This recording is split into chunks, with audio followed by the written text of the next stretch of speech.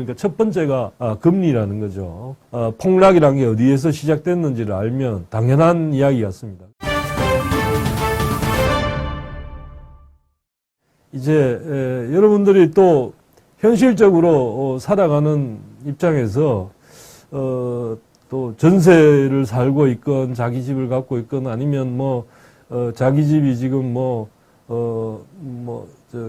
어디 있는데 그걸 팔지를 못해 갖고 지금 언제 팔아야 될지 또 어떻게 될지 이런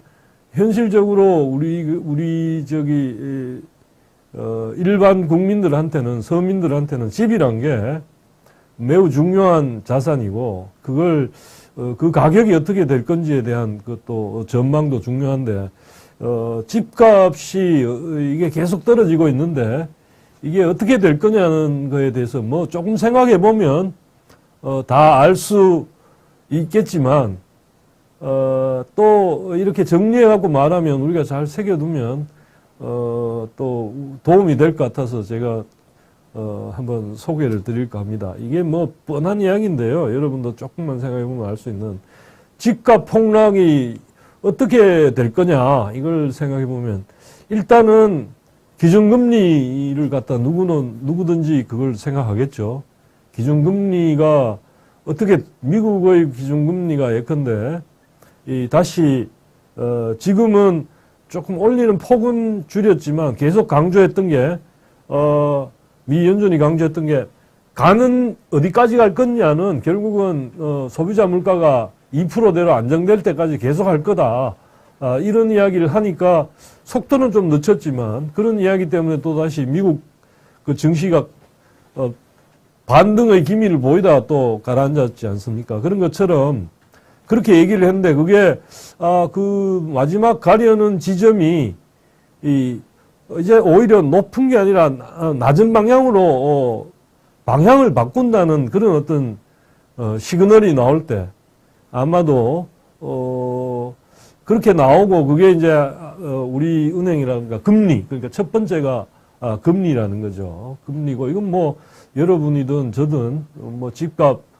폭락이라는 게 어디에서 시작됐는지를 알면 이게 당연한 이야기 같습니다. 그래서 이걸 살펴볼 수밖에 없을 것 같고 그 다음에 이제 현실적으로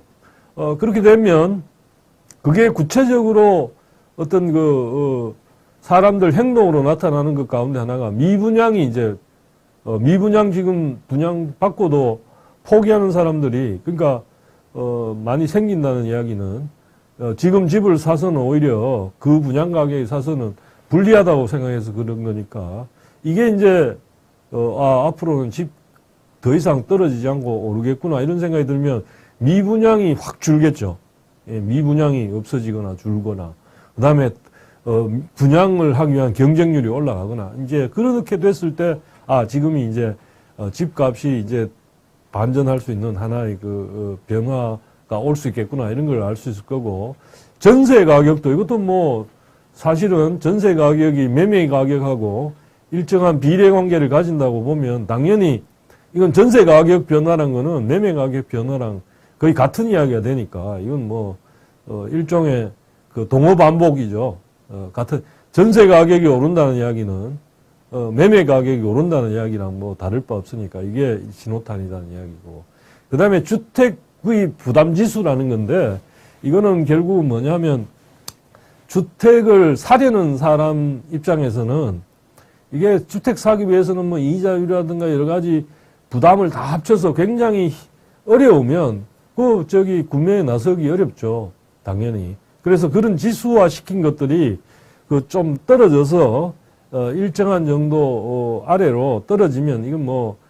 테크니컬한 거지만 결국은 금리라든가 이런 게 감안되고 소득, 금리 이런 것들이 합쳐져서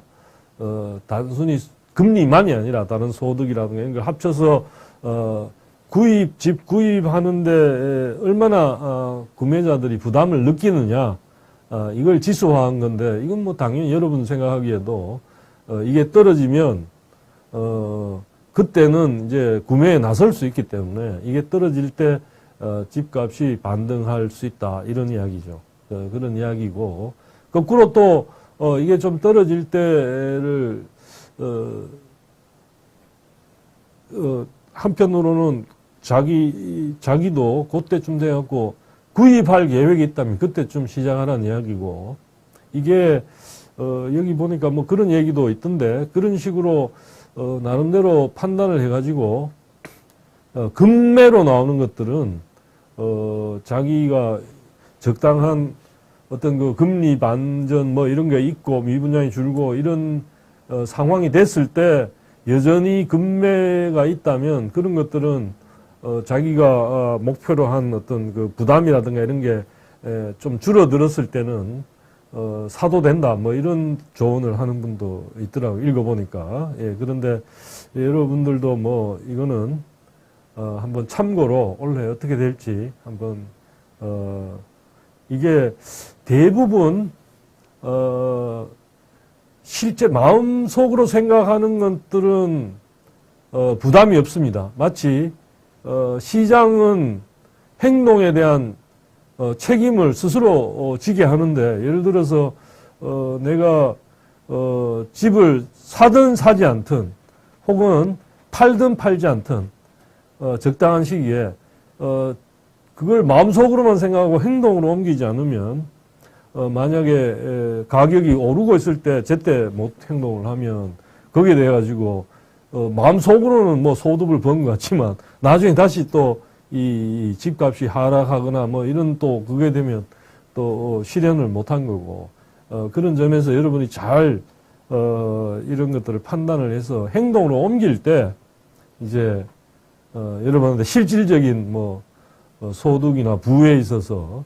도움이 될 거라는 생각입니다. 그래서 이것도